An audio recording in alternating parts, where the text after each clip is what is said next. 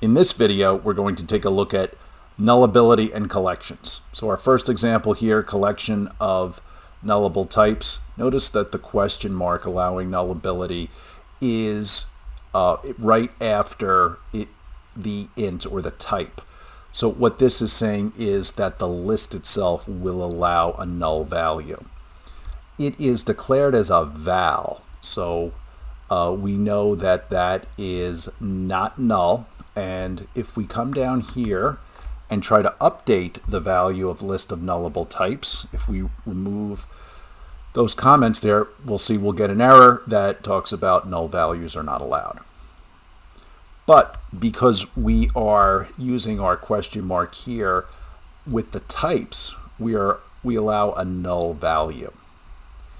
Come down here to a nullable collection. Notice that the question mark is outside of the greater than and less than signs. So now this is allowing a nullable collection. We can see here there are no null values, but look here.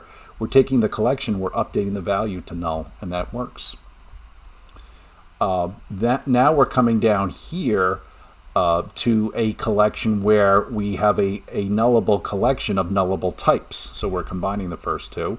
We can see here we have nullable types. We have our question mark inside of the greater than and less than signs, and then we have our question mark outside.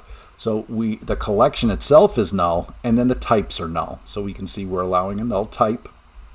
And here we are able to update the value of the collection as a whole to null. And that still works.